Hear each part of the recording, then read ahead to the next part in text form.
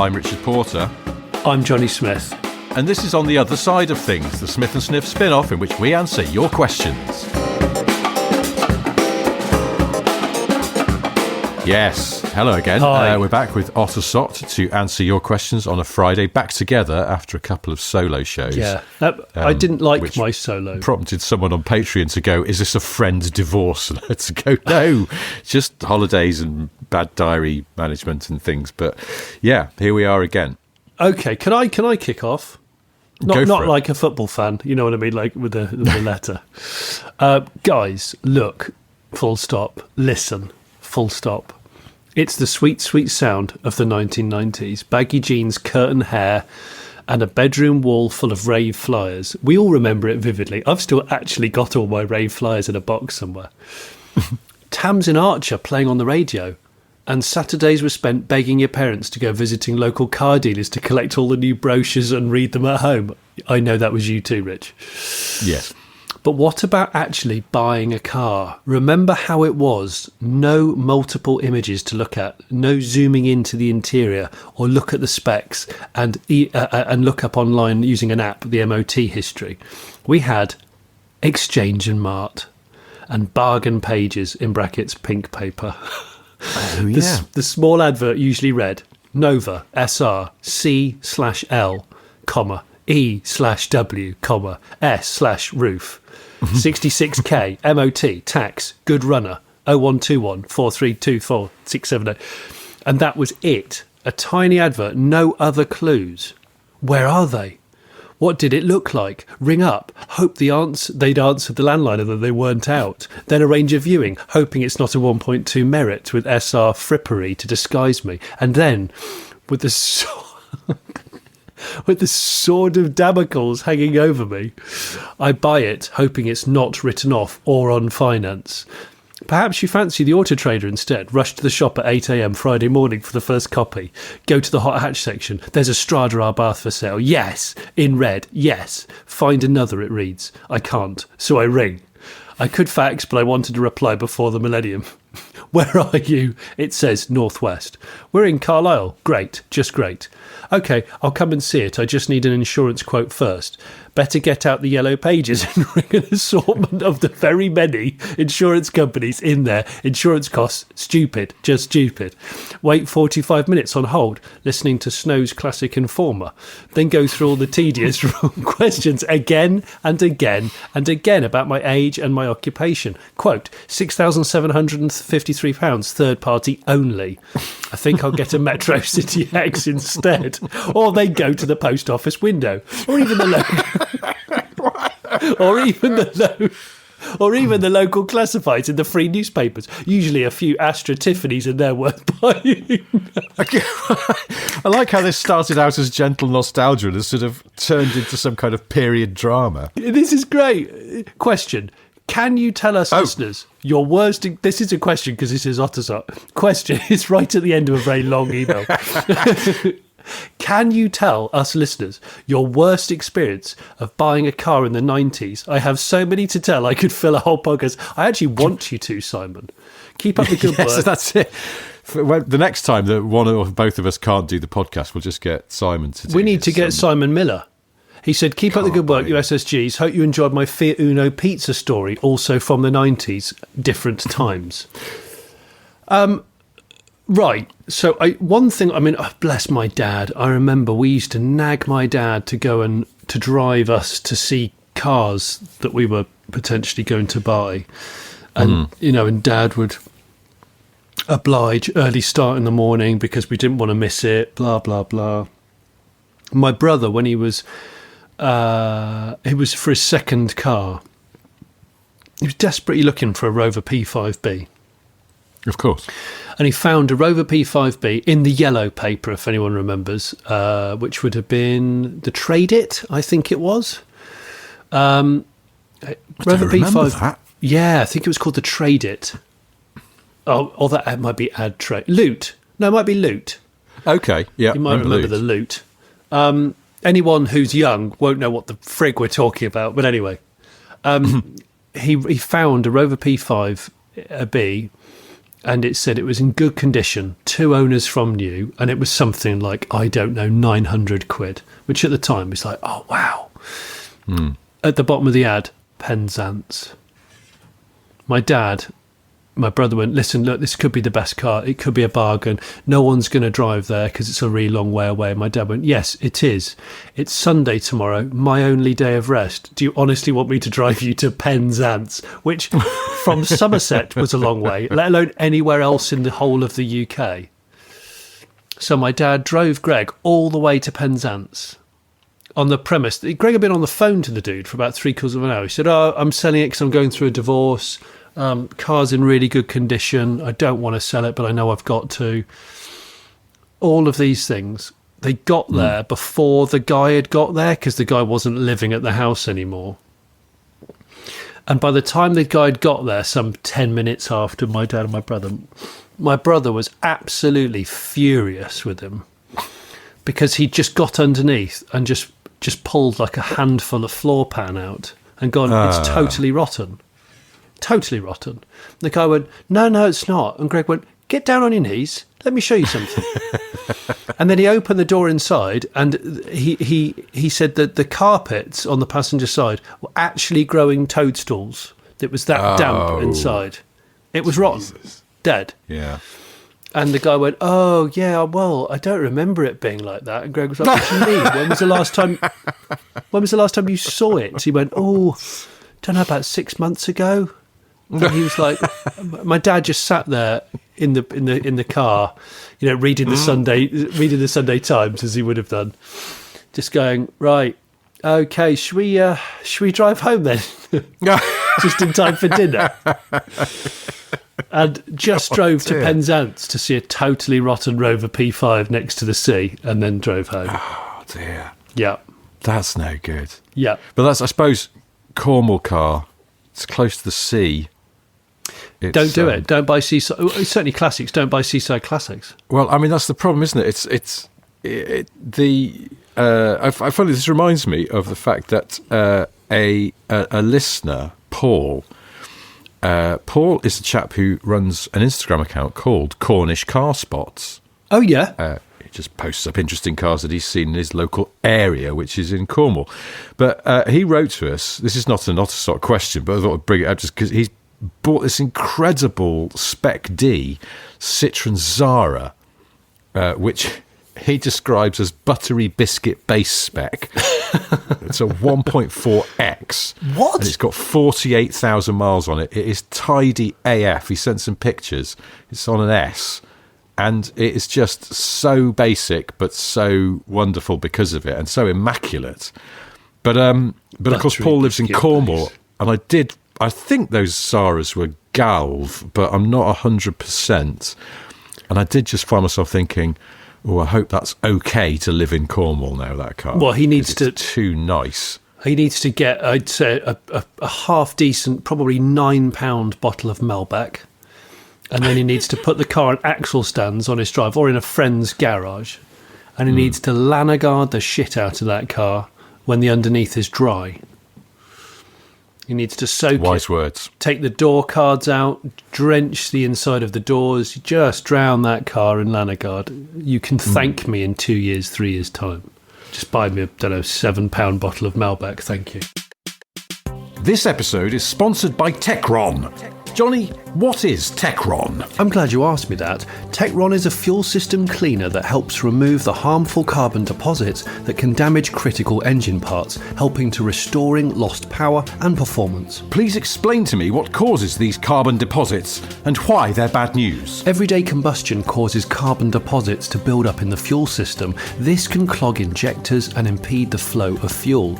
If left unchecked, this can impair engine startup, power, acceleration and fuel efficiency. So, how often should you treat your car to a delicious serving of Techron? Your petrol car deserves one 300ml bottle of Techron Concentrate Plus to 1 tank of fuel every 8,000 miles. You should only use 2 treatments between oil changes. That all sounds smashing.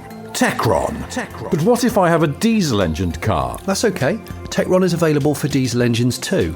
You'll need Techron D concentrate for those, 250ml to one tank, around every 8,000 miles, and again, stick to only 2 treatments between oil changes. Great news. How can I find out more or buy some Techron? For more information and to buy it online, follow the link in the description for this podcast. You'll see that it's available to buy on Amazon, eBay, or through Arnold Clark. On the car care front, I have a question here from Rory Gallagher. He says, I have a 1999 Peugeot 306 XSI that I've been running as my only car for the last 9 months. Brilliant. It's moonstone blue. Was that a Peugeot colour? I don't remember that. I thought moonstone was a Ford colour. It was Ford's, yeah. Ford's. Anyway, Rory says, the paint is in fantastic condition and my paranoia of not ruin it prompts me to clean it weekly. No matter what I do, I always tend to end up with little black spots of road tar dotting the roof panel. Yeah. And they seem to completely weld themselves on and are very hard to shift.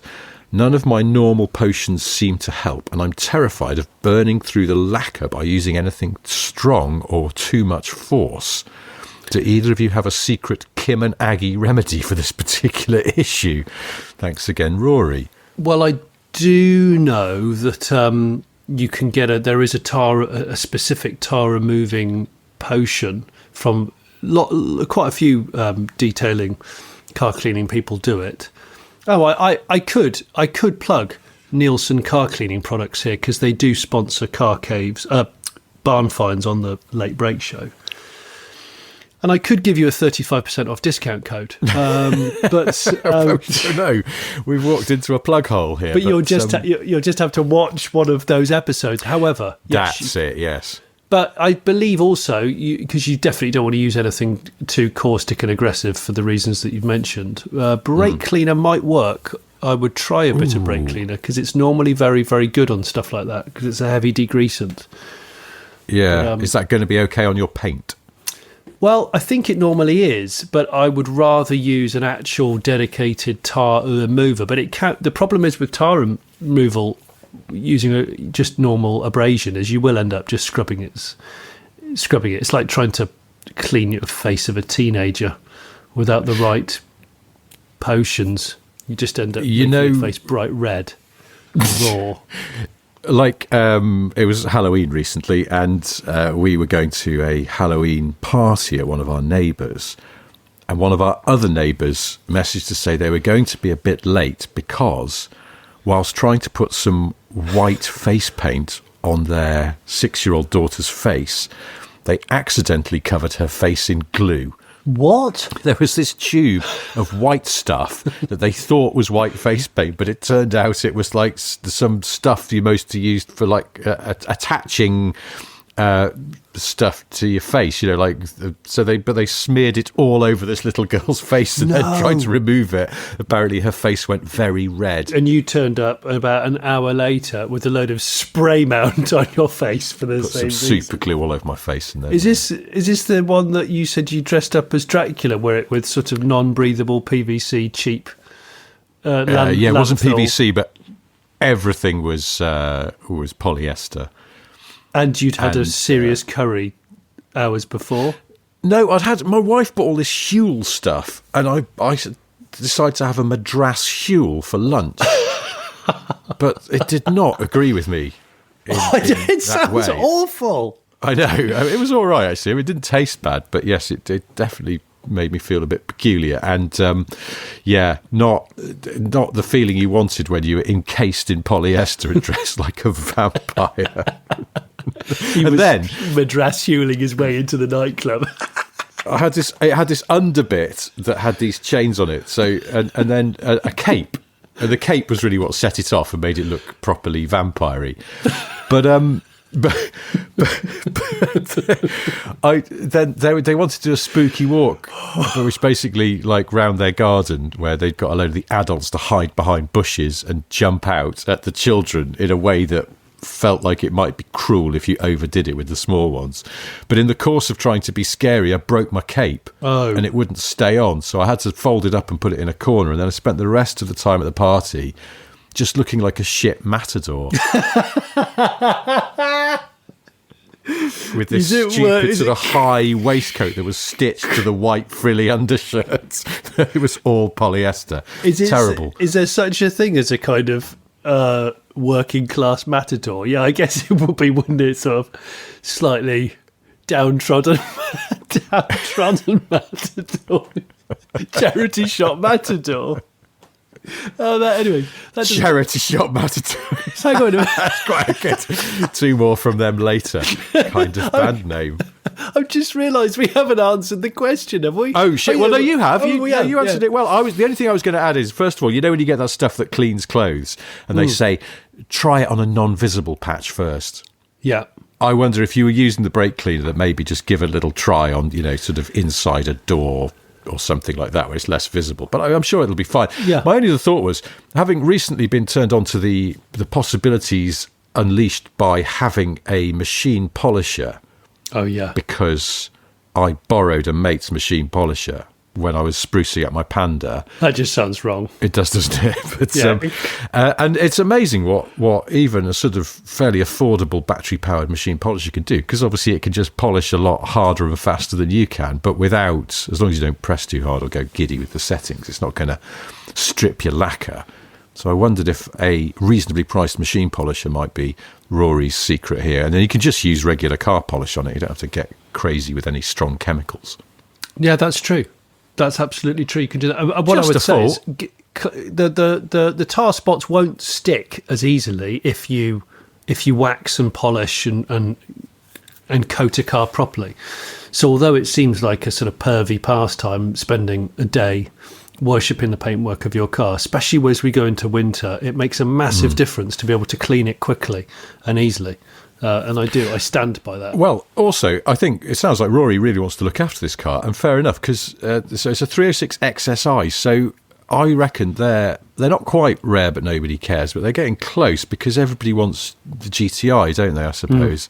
Yeah. Or they'll go full sort of dowdy base spec, so they can go to Festival of the Unexceptional with it. But the XSI sort of falls between 2 stools, so I bet there's not many of those left. I like it. I wish you all the well with it. Can I read out a question from a listener called Dan Thorne? Go on, then. I dare you. Well, this is right up my street because it's a bit weird and morbid. Nice. Me and my strange fears. Dan says, while on a journey recently, I passed the sign on the M5 that says "Welcome to Devon," and immediately thought about how I wouldn't want to perish in a road accident in Devon. What? I then realised, for the near 20 years of my life as a motorist, I've always had this thought when passing into different counties. That is, how good or bad different counties would sound if they accompanied the news of my death on a local radio traffic report. What?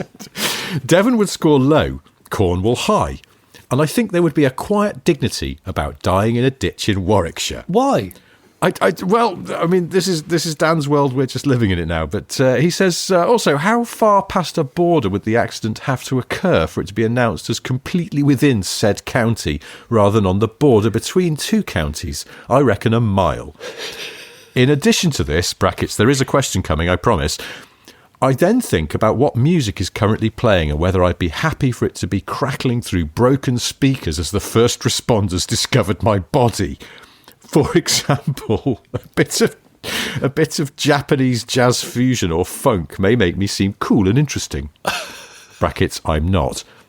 Though my fear is that it takes so long for my accident to be discovered that the bastard streaming service I use smart shuffles its way to some dreary modern singer-songwriter guff, which the paramedics then tell my family I was listening to and mistakenly believe I liked, resulting in a song I hate getting played at my funeral. Oh my gosh, this has been so overthought.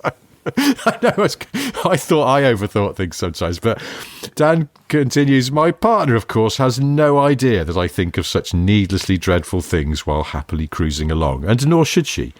But this is a safe place, So I was wondering if either of you, or indeed any other listeners, have such morbid thoughts when driving. Is Richard's fear of a bird puncturing his temple amplified when driving with the windows down or in a convertible? And if so, which county would you like to be in when the bird hits you? What song would be playing at the time? I've never thought about the county thing.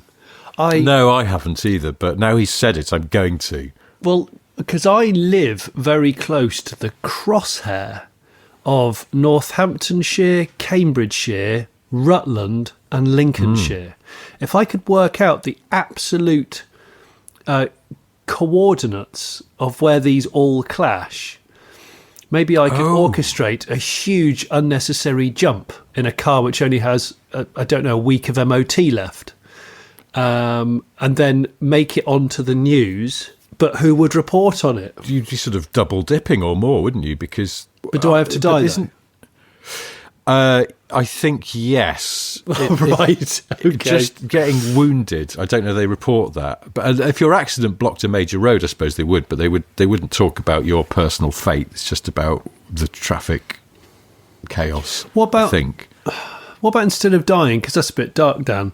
What about if you stood next to the sign which says "Welcome to Devon" or "Welcome to Northamptonshire" or whatever, with your car there with the hazard warning lights on and the windows down, and just played a terrible song all day, and just saw what the news and social media thought about that, and then when you're asked what the hell you're doing, you say, "Well, I had these terrible fears of being of dying on a border that wasn't very interesting." So I always like Powys in Wales. Oh yeah, because one of my good friends, who you know because you stayed in his showman's caravan, Lewis, we used to call him Powys because we're all incredibly clever people. And we once drove past that sign with him in the car, and he had been day drinking. And he insisted on reversing back to the sign where he could have a photograph leaning against the sign. And he may or may not have exposed himself in the photograph. Oh, God. Needless to say, Powys. I always think of it as being Powys. Good. Does that answer any questions at all? I don't know. I don't really know how to answer it. The county thing has never occurred to me. The music thing, I suppose, sort of has, because back when cars had cassette players, I know two people who had accidents and said that when they sort of the horrible noise and terror had stopped, they found themselves sitting in a wrecked car and the tape was still playing in the tape deck. Oh yeah, one of my friends had that, and it sort of haunted them. Yeah, it is. That's the thing. I think people find it slightly haunting that obviously if it's a particular frontal impact, the engine has died. There is this strange, eerie silence after the noise and fury of having an accident, and from it you just hear this music still just bleeding from the speakers, and it's a bit weird and eerie and haunting. But would that happen in the streaming age? I don't know. I mean, if anyone is listening who's had an accident and come out of it safely but found the car ruined but the music's still streaming, then do let us know. I remember, a friend of mine, one of my oldest friends, he crashed his mum's Audi 80 Saloon, the Aero Shape 2.35 cylinder. And it was upside down in some woods with, my other friend, Party Boy, was in the passenger seat. And they said it came to a smashing halt, obviously. And the lights were on, the engine wasn't, and the tape was still playing, and I think it was Searching for My Rizla by Rat Pack, and they said they couldn't listen to it afterwards because it sort of haunted them forever. Also not a classic track, so no, you're not going to hear it on the radio, I don't think, and get flashbacks. But I suppose in a way that song that you hear as you sort of get your bearings after an accident is going to be tainted forever, so in a way it's quite good if it's not a very good song. That's true. You don't want to write off a really good song. No, I'm glad it wasn't Foreigner, I Want to Know What Love Is, for example. Oh dear.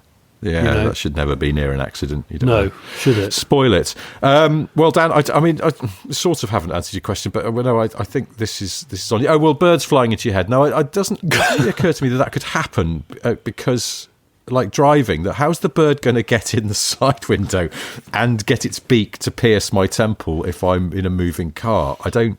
Oh, you'd have I think to the physics of that is prohibitive. And you have to, even if you have the side windows down, there have to be such an incredible orchestration of angles. Not impossible, I suppose, but the bird, I think there'd be some sort of boundary layer air stuff going on that maybe the bird would find it would almost get blown away. You don't often, I'm not aware of birds flying into the side of lorries very often. I think they, the sort of, the lorry is displacing so much air, and the bird is so light that even a big bird like a crow or a swan, for that matter, would get sort of blown off course before it would hit the side of a moving vehicle. Can't believe we're talking about this. It's brilliant. No. Have you got another question to bring us back on track? I do. It's a question from somebody called Lewis Crozier. The title is The Holy Trinity. Hi, sweet, sweet flutes. A few weeks ago, I saw the holy trinity of cars in my humble little village. You may be starting to picture the P1, the LaFerrari, the 918 Spider tearing through residential streets, but let me stop you right there.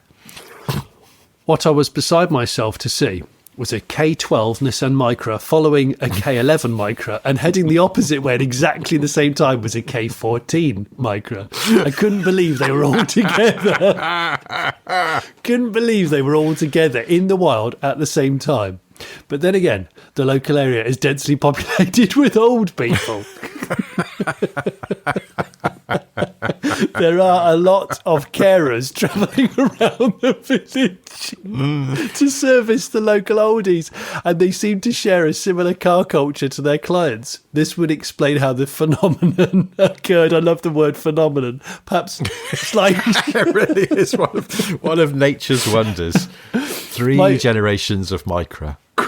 My question to you is, and I want you to answer this one first, Rich. If you had to bring 3 fine marks of the same car model together for a Cars and Coffee pre-breakfast under darkness, of course, event, what would you choose? CMTMB Lewis. Wow. So 3 fine marks of the same car. Right, so 3 generations of it. Okay. What would it be? What would be a delight to see? I don't know why that my mind immediately went to the Mercedes S-Class. Oh, that's a good... Just because good call. I'd like to see them. So W126, W140 and then W220, which actually the 220 is not that good. It's that sort of blobby one that doesn't look very impressive. But yeah. And they always look very sad. You see them sometimes, don't you, abandoned, and they've always sunk on their air suspension. They look very sad. They get very milky headlights. They do. Their eyes look like they're welling up a bit. You know, like they're listening to a moving piece of music. But nobody seems to care. That's caused the air suspension to collapse. Yeah. But I don't know. I just think, well, actually, just 2 generations. Oh, actually, no, you could go the previous one. I don't know what the code name is. Was it W116 would be the previous S-Class? Yeah, the one that had the 6.9. The 6.9. That's right. So one of those, and then a W126, the classic launched in the late 70s but through the 80s one, and then the big slabby one that is always called the Diana spec. 70. Those 3 together, that would be a stately nice thing to see. That would be a statement piece, wouldn't it? It really would. Yeah, they would have presence, wouldn't they? It would also, in a strange way, it would be quite a delight to see any 3 generations of Golf, just because I think the Golf is such a clever evolution, as in it still sort of somehow looks like a Golf. Yes. But it makes more sense if you see all the generations. If you saw a Mark 1 and a Mark 7, you might go, not quite getting it. But if you then fill in the gaps a little bit, even if it's just every other generation, you suddenly get, oh, yeah, okay, I get you. This is how we've got from there to here. Which Golfs would you go for?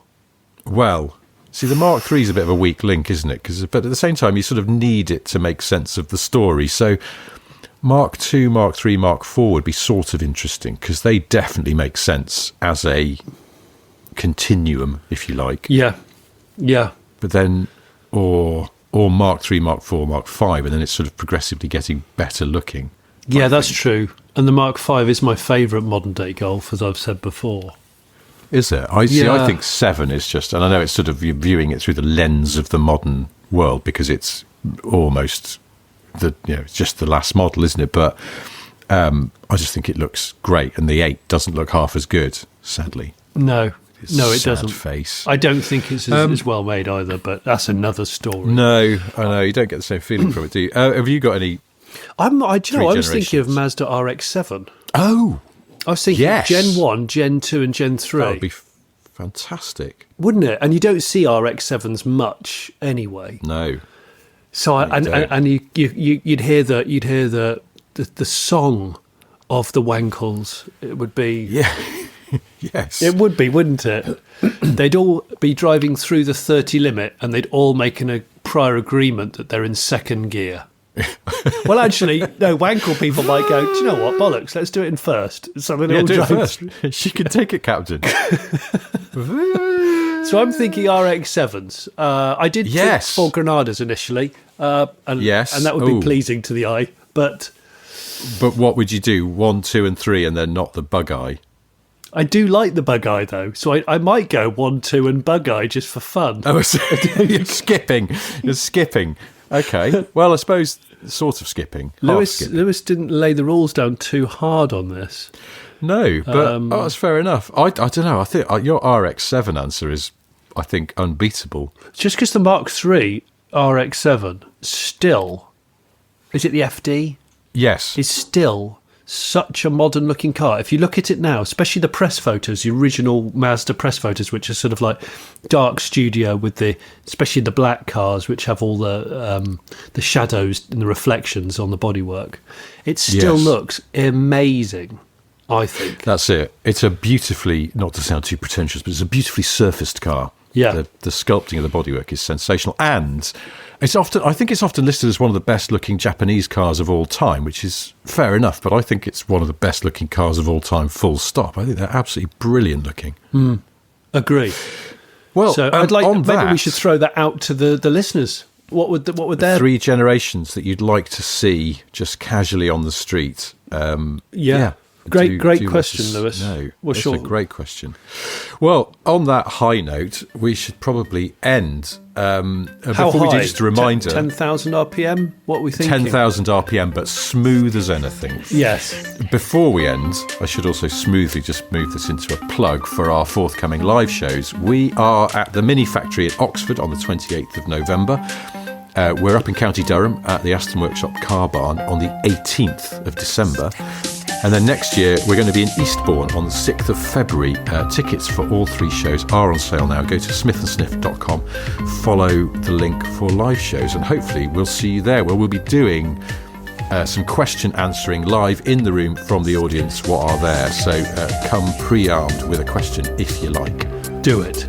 Look forward to seeing you there. But that's it for this Otosot. We'll do another one next Friday. It'll be a normal show on Monday. Until then, goodbye. Bye, guys. Cheers, mate. Thanks, mate. Bye, then.